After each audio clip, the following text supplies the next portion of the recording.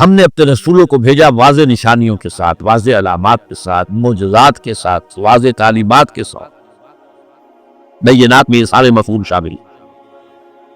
اور ان کے ساتھ نازل کی انزلنا معہم الکتاب، شریعت، قانون، والمیزان، اور میزان عادل، توازن، میزان والقمر، چاند سورج میں دھس جائے گا۔ لہذا یہ سارا معاملہ جو ہے، ہم نے اس لیے نبی بھیجے، رسول بھیجے، کتابیں بھیجی، معجزات دیے، شریعت دی، میزان عدل دی، تاکہ لوگ عدل پر قائم ہو، لیقوم الناس بالعدل۔ اب آپ اندازہ کیجئے، اللہ کا نام نامی العدل، اللہ قائم بالقسط، اللہ نے رسول بھیجے تاکہ لوگ عدل پر قائم۔ سورہ شورى کی ایک آیت میں حضور کی زبان سے کہلوایا گیا ہے، قل، اے نبی کہہ دیجئے، میرا ایمان ہے اس کتاب پر جو اللہ نے نازل کی ہے، وَأُمِرْتُ لِأَعْدِلَ بَيْنَكُمْ، مجھے حکم ہوا تمہارے مابین عدل قائم کرو۔ تو مجھے نرا وائز نہ سمجھنا، میں نرا وائز نہیں ہوں۔ وائز آتا ہے، واز کہتا ہے لوگوں کی طرف سے، ڈونگرے برستے ہیں، کچھ نذرانے پیش ہو جاتے ہیں، پھر وہ اگلی جگہ جاتا ہے، اس کا دھندا ہے، اس کا کاروبار ہے، اس کا پروفیشن ہے۔ مجھے اس پر قیاس نہ کر دیتا۔ فَأُمِرْتُ لِأَعْدِلَ بَيْنَكُمْ، میں تو عدل قائم کرنے آیا ہوں۔ اور یہ بھی جان لیجئے کہ وہ عادلانہ نظام اجتماعی صرف اللہ ہی دے سکتا تھا، اور وہ اللہ نے اپنے رسول پر مکمل کر دیا۔ اليوم اکملت لکم دینکم واتممت علیکم نعمتی ورضیت لکم الاسلام دینا۔ اور حضور کی خاص طور پر بعثت کا مقصد 3 دفعہ قرآن میں ان الفاظ میں آیا، هو الذی ارسل رسولہ بالہدی ودین الحق لیظہرہ علی الدین کلہ۔ رسول کی بعثت کا تو خاص طور پر مقصد یہی ہے، حضور کی بعثت۔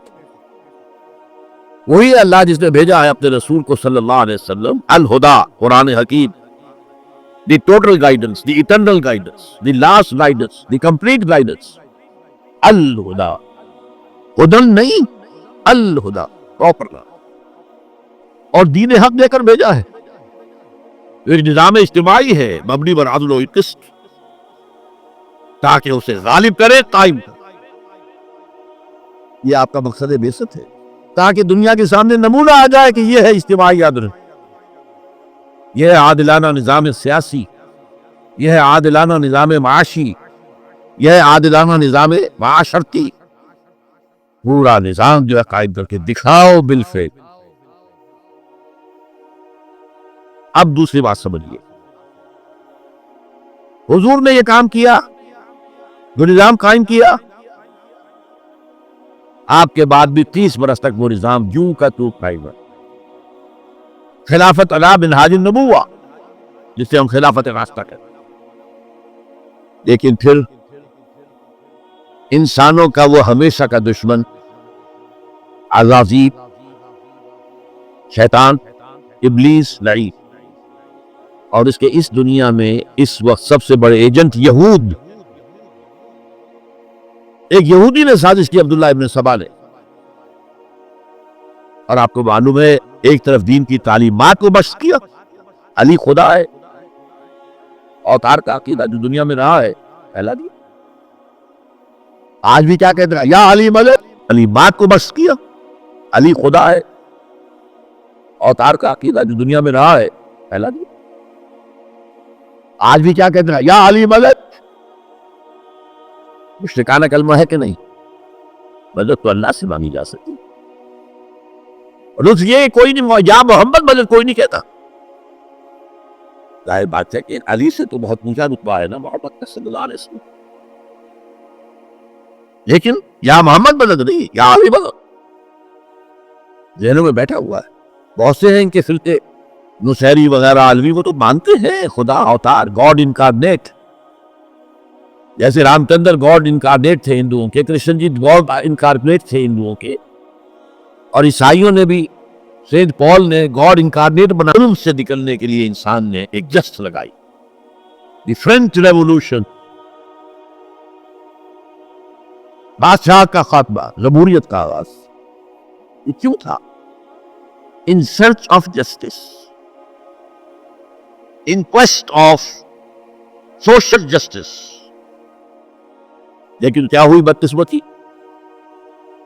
جیسے ہی جمہوریت آئی ساتھ ہی انڈسٹریل ریولوشن آ گیا، بڑے بڑے کارخانے دار آ گئے. اب وہی ظلم جو پہلے جاگیردار ڈھا رہا تھا اب کارخانے دار نے ڈھانا شروع کر دیا. محنت مزدور کی عیش کارخانے دار کے، کیپٹلسٹ کے. آج صبح بھی میں نے یہ شعر ایک تقریب میں سنائے ہیں اقبال کے. خواجہ از خون رگے مزدور سازد لال ناب. سرمایہ دار جو ہے وہ مزدور کے خون کے اندر جو رگوں میں خون دوڑتا ہے سرخ، اس سے وہ سرخ پری بناتا ہے شراب جو شام کو پیتا.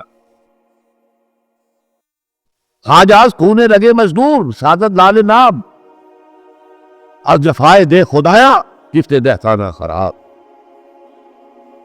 اور دہ خدا جاگیردار لینڈ لارڈ، ان کے ظلم و ستم کی بنا پر کسان کا کھیت ویران، اس کے بچے کے لیے روٹی نہیں ہے، دوا نہیں ہے، تعلیم نہیں.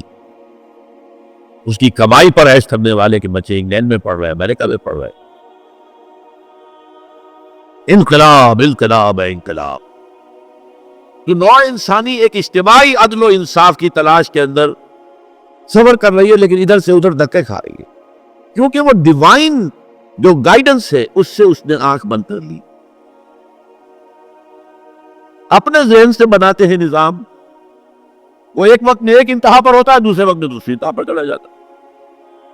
افراط و تفریط، ایکسٹریمز. تو شہنشاہیت اور جاگیرداری سے نکلے تو کارخانے دار اور سرمایہ دار کے چنگل میں پھنس گئے. وہاں سے ایک اور زکل لگائی، بڑا زبردست انقلاب 20ویں صدی میں آیا، بولشوک ریولوشن آف رشیا. یہ اوپر کرسٹ آف دی ارتھ ہے، جیسے راکھ آ جاتی ہے انگارے کو، اندر کیا ہے. جب لاوا نکلتا ہے کسی آتش فشاں پہاڑ سے تو پتہ چلتا ہے اندر کیا قیامت ہے اس کے. اس امت کے اندر اس نے کہا، یا اقبال نے کہا، ابھی تو شاعر کا وہ ہے کہ ابلیس کہہ رہا ہے، یہ ایک آرزو ہے. آرزو کیا ہے؟